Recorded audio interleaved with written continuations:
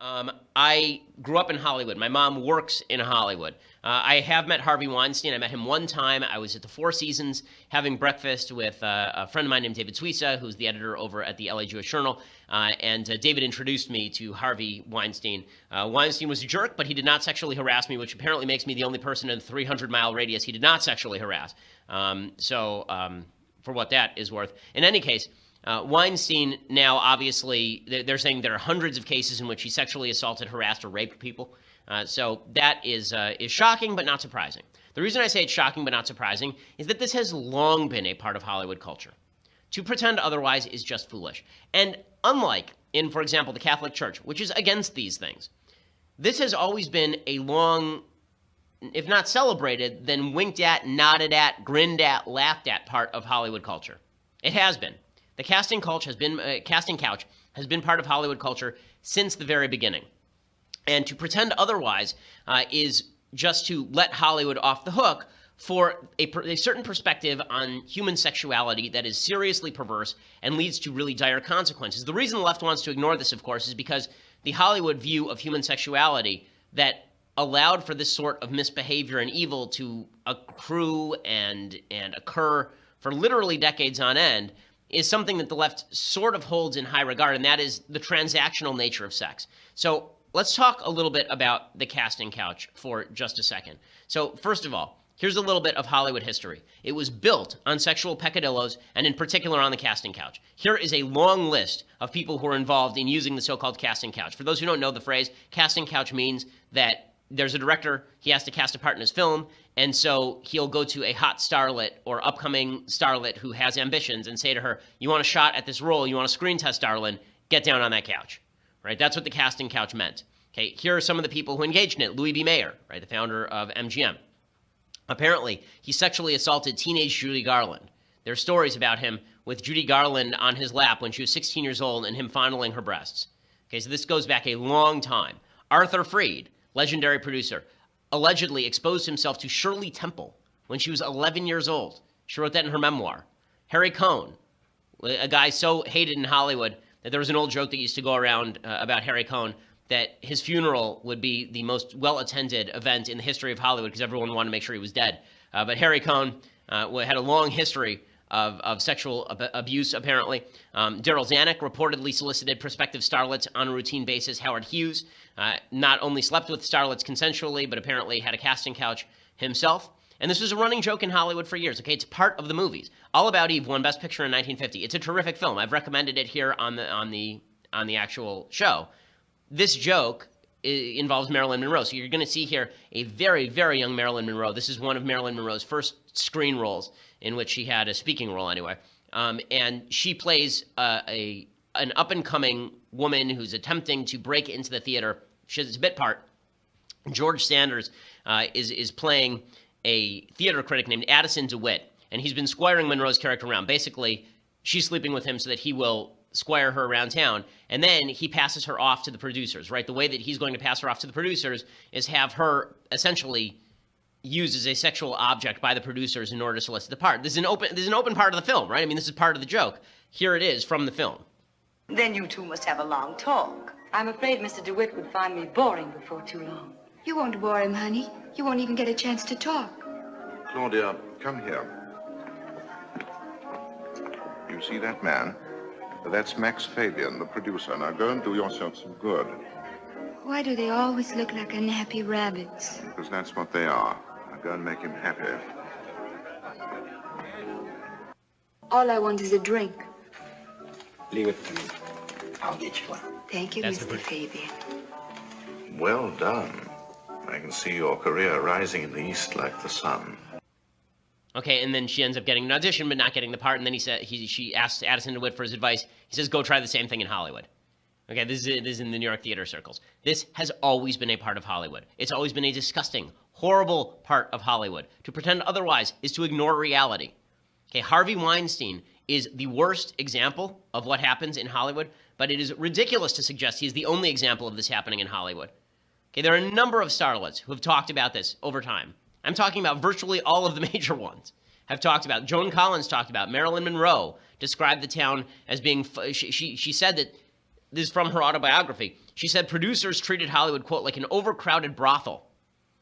Okay, a movie that many more people have seen than All About Eve, although All About Eve is a great movie. The Godfather, this is part of the plot. Don't you remember in The Godfather? Right, Jack Woltz, you remember the guy who ends up with the horse head in his bed? Do you remember the conversation that leads to the horse head in his bed in The Godfather?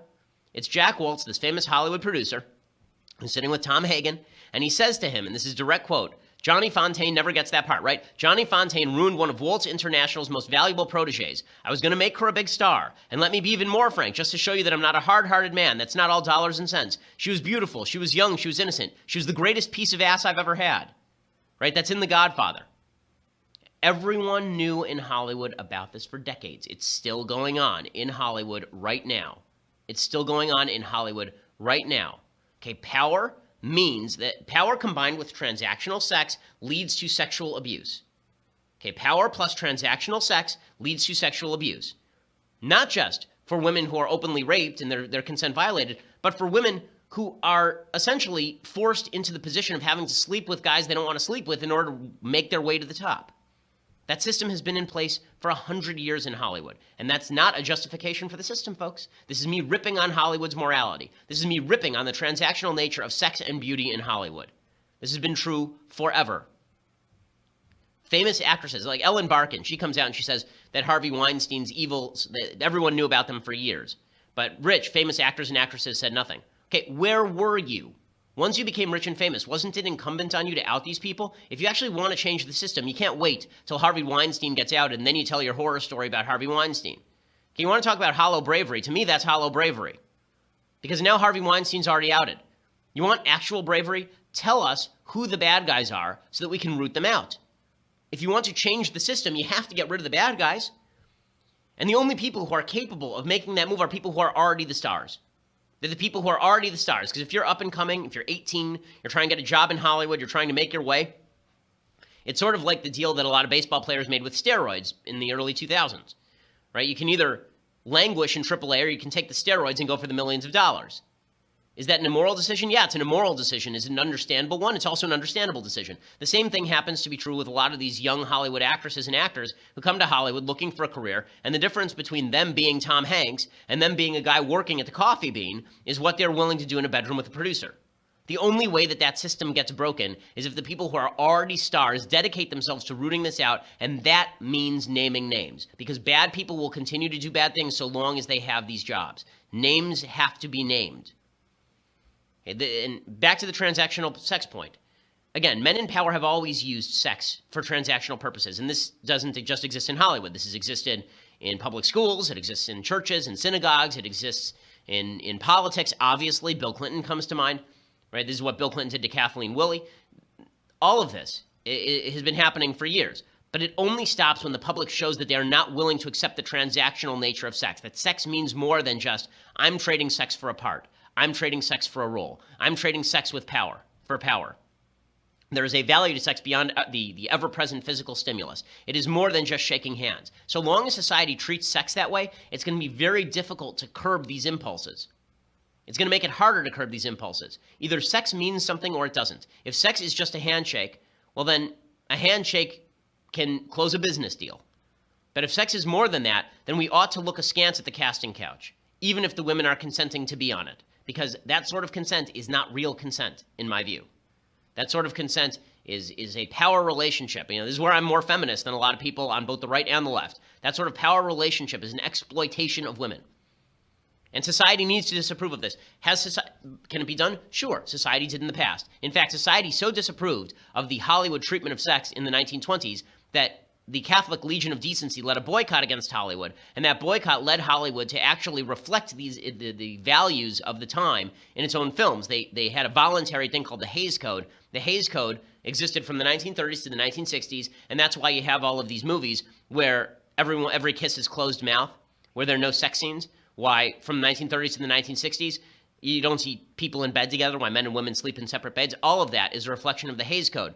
Did the Hays Code go too far in some ways? Yeah, I think it did. But was it a reflection of the fact that the American people were not willing to go along with Hollywood's view of sex? Yes.